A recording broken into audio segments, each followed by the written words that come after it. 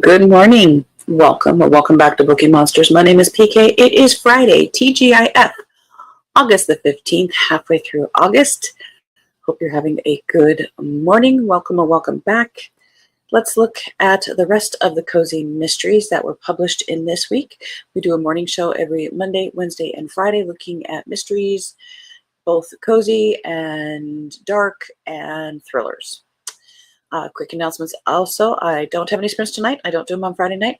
Our next ones are tomorrow afternoon at 3 p.m. Eastern. Let's jump in.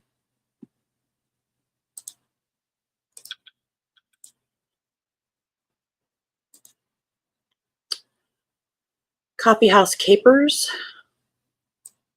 by Leah R. Cutter.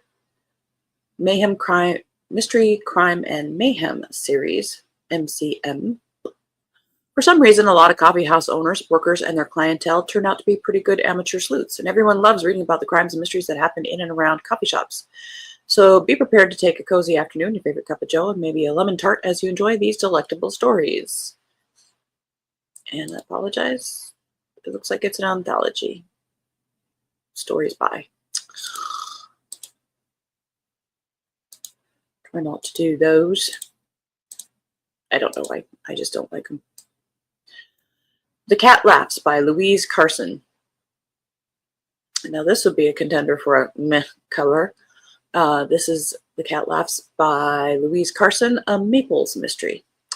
Jerry Conybeare has her hands full between her work as a cartoonist and children's book author, raising one-year-old Dot with partner Doug, and caring for the 19 cats her late aunt left her. Oh my God. Along with the rambling old house known as the Maples, life in the village of Lovering on the Ottawa River is anything but quiet. Add a busy social calendar and Jerry is already stretched thin. Well, cut back on the social calendar. So what does she do? She signs up for a 3-month, once-a-week art conservation internship in downtown Montreal. It's chaotic, yes, but also invigorating. Jerry finds purpose volunteering at a women's shelter, strikes up a friendship with a homeless man, and starts to notice a troubling pattern of thefts, small and not so small, back home in Lovering. Theft is one thing, but when a suspicious death rocks the village, Jerry and her faithful friend Prudence are once again pulled into a mystery with deadly consequences. Oh, good Lord, and they changed the release date. We are 0 for 0 today.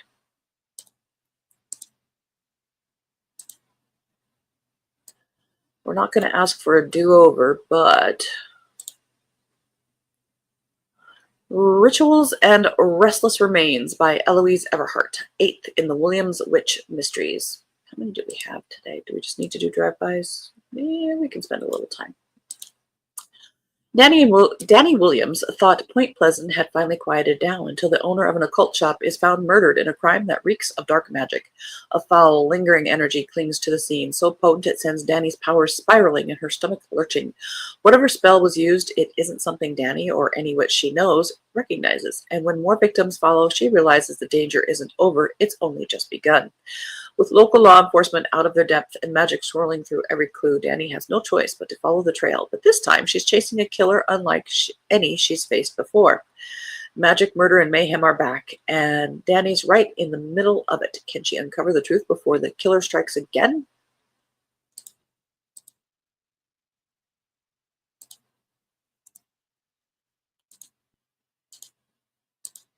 Shadows of the Past by Diane Harmon.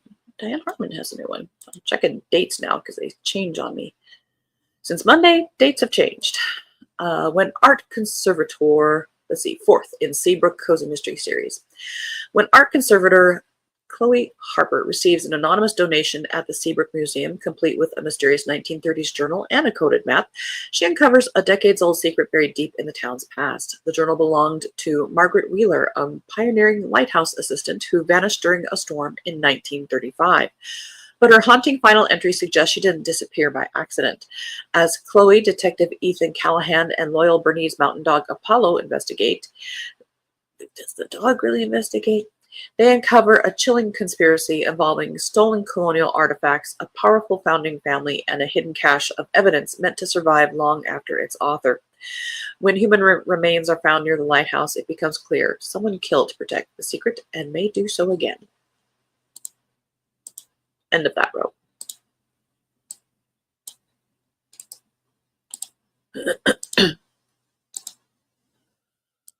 Corpses and Cauldrons by Alley Cat. Oh, that's unfortunate. First of the Witches of Willowbark Cozy Mysteries.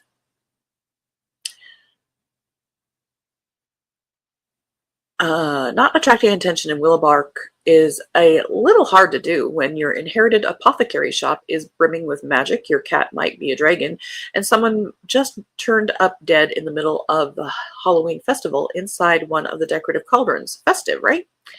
Add in local witches, vampires with attitude problems. There's so much grammatically wrong here. And a coven watching my every move. And yeah, blending in isn't exactly going well.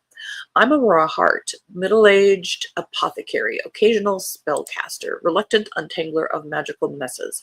I came back to Willowbark thinking I'd heal some hearts, keep my head down, and maybe brew a few calming teas. Instead, I'm knee-deep in a murder, a centuries-old pact no one wants to talk about, and a broody stranger whose very presence seems to be ticking someone off in a very murdery way. The town may look quaint, but don't let the cinnamon sugar smiles fool you. Magic here is hidden for a reason, and someone's willing to kill to bring it to light.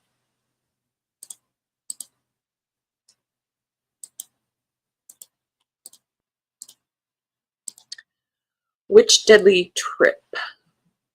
Fifth in the Superior Bay Witch Doctor Mysteries by Paula Lester.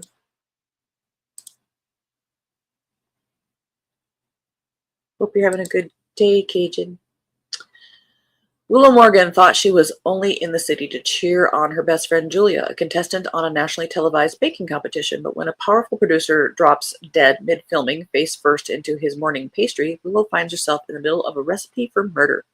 With the competition in limbo, the police investigating, and her friends busy with other things, it's up to Willow to sniff out the killer before the entire season and Julia's big break gets canceled.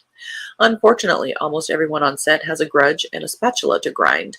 Jilted chefs, overworked assistants, network execs with agendas, and a snarky big city rat with inside information.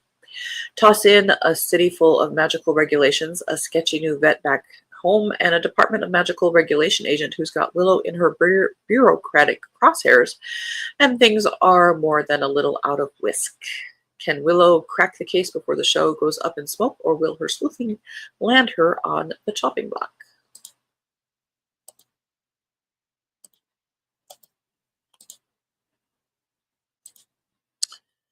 Axes and Alchemy. Goodness, we've got lots of witchy things today. This is by Carmen Radke, second in the Willowmere Mysteries. So much for a peaceful next chapter. Novice witch Bex Merriweather has her hands full running a leading library. A leading library. And secretly studying magic under the critical eye of her opinionated familiar and mentor, Cat Cosmo. The last thing newly divorced perimenopausal Bex needs is more tasks needing her attention, but when a podcast connects a pirate treasure and magic with tranquil Willowmere, and treasure hunters as well as occultists flock to the town, feuds erupt. When a dead body is found, Bex and Cosmo can't discount the idea that greed and black magic had something to do with the murder. But can she protect her secret and the town without exposing the truth about her inheritance? And is somebody already on her trail? Somebody wishing her ill? With only her cat and her trusted circle of friends, Bex sets out to catch a killer before the treasure claims another victim.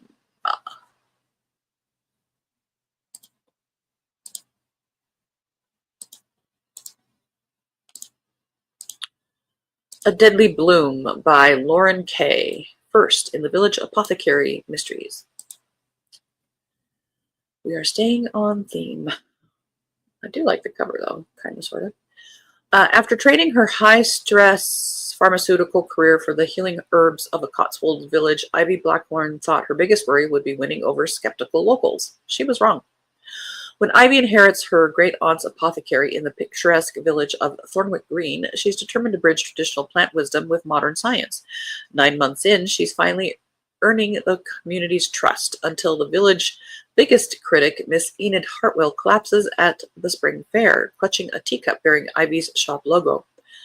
With deadly nightshade in Enid's system and berries missing from Ivy's carefully controlled garden, all evidence points to the newcomer. But as Ivy digs deeper with the help of handsome veterinarian Seb Ashworth and her loyal circle of friends, she discovers that Enid wasn't just the village busybody, she was an amateur detective on the trail of a dangerous secret. From church herb gardens to grand estate greenhouses, Ivy must use every bit of her botanical knowledge to uncover the truth. Because in Thornwick Green, someone is willing to kill to keep the past buried, and they're not finished with their deadly harvest. Can Ivy prove her innocence and catch a killer before she becomes the next victim? Or will her dream of a peaceful life among the healing herbs wither before it can truly bloom? And 302 pages. Good for her. End of that row.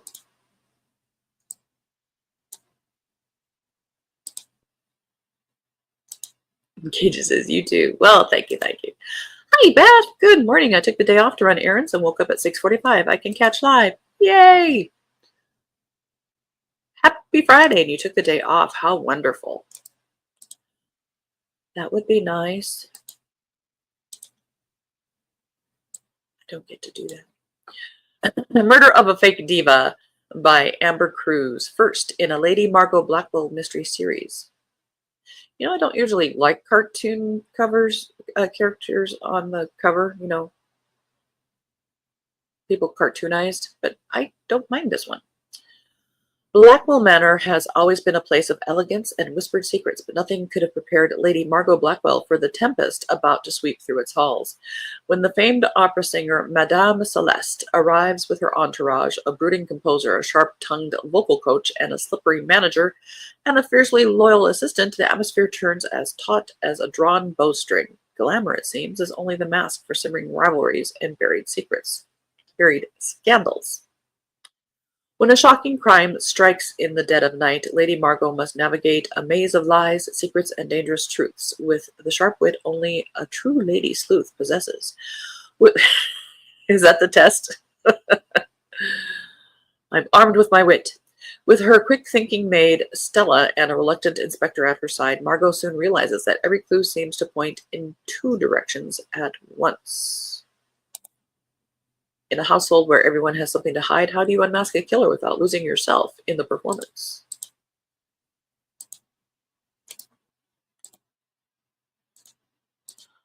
Whole Lot of Love and Lies by Lucy Emblem, 9th in the Tamsin Kernick Cozy English Mysteries. What could possibly go wrong at a midsummer Valentine party in the Malvern Hills? For amateur sleuth Tamsin Kernick, the answer is quite a lot. One minute she's up to her ears in bunting and heart-shaped biscuits. Next thing she knows, she's knee-deep in trouble and missing in action. As cryptic messages and toxic Valentine cards begin arriving across the village, it's clear someone's playing a dangerous game. But when Tamsin vanishes, it's her loyal dogs, clever Quiz, brave Banjo, and cheeky Moonbeam who sniff out the truth before the trail gets cold. With a daring rescue, a suspiciously shady scheme, and a romantic twist she never saw coming, Tamsin might finally discover that love really is worth the risk.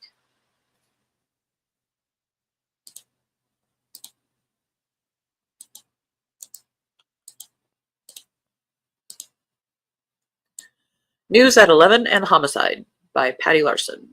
3rd in the Fleming Family Cozy Mysteries. Not every story deserves to be told.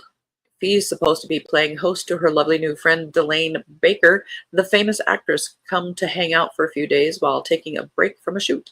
Instead, Fee finds herself wrangling some guests who would rather not be identified, their undercover attempts at clandestine meetups, infidelity, and nighttime skulking for story information ending in, you guessed it, a murder.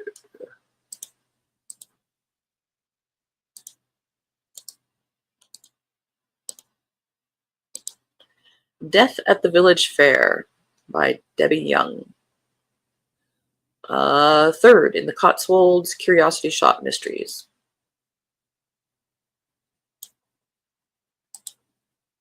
It's been a busy year for Alice Carroll, with her curiosity shop opening for business and not one but 2 murders shaking things up in her quaint Cotswold village. She's looking forward to her first countryside Christmas, complete with traditional Christmas fair and Santa run. But her hopes for innocent, festive fun are thwarted when one of the Santa runners steals something from her mom's knitting stall. His festive outfit makes him hard to spot until he's found fatally injured outside the village hall with the stolen item. Despite what the police say, Alice suspects there's more to his murder than meets the eye. She's determined to solve the mystery, including why, once more, a stranger thought something from her curiosity shop was worth killing for. With the help of her charming neighbor, Robert Praed, can Alice find the killer before the bells ring out this Christmas? End of that road.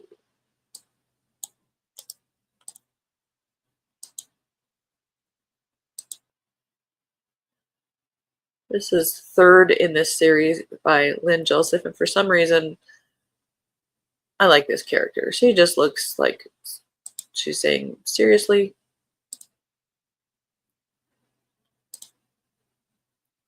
Murder Uncorked by Lynn Joseph, third in Mermaid Bay Wine Mysteries. Lights, Camera, Murder. Noelle Knight thought life in Mermaid Bay had finally settled until a Hollywood mega yacht drops anchor and stirs up more than just curiosity.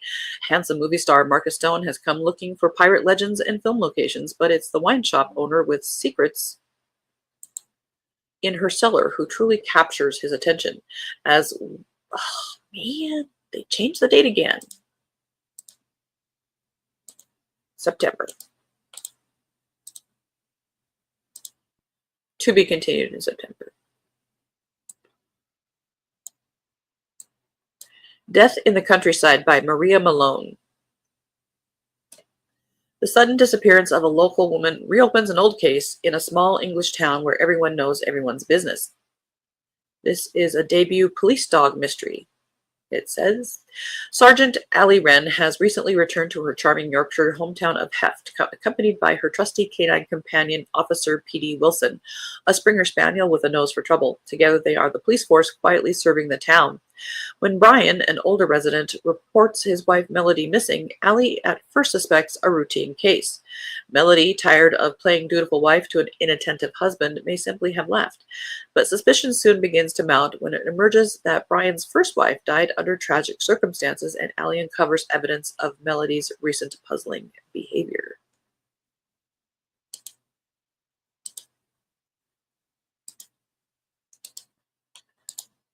Didn't we do this one on Wednesday? Yeah, we did.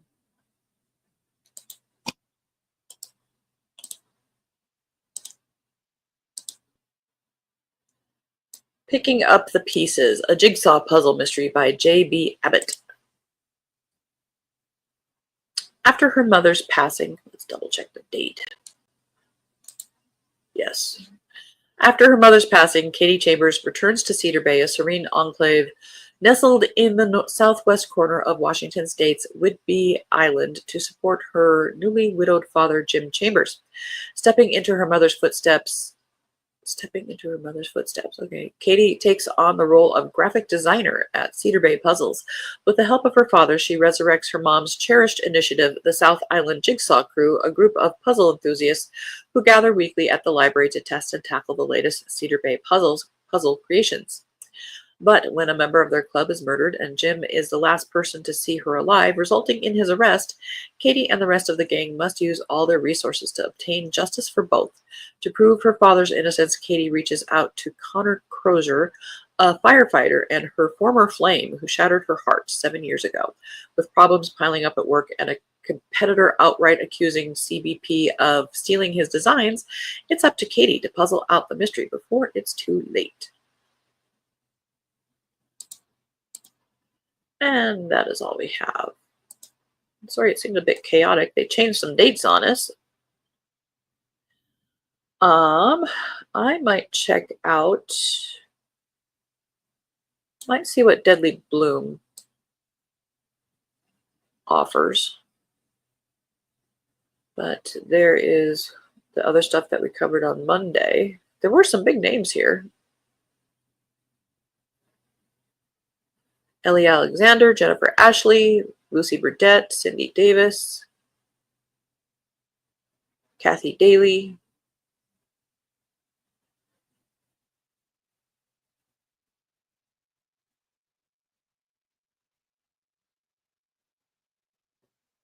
So,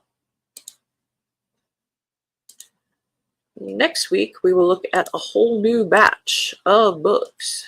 Good morning, Elena. How you doing? She says good morning to Cajun and hello to Beth and hello to me. Hello to you. And she says you're good. Good to hear. I was just about to ask.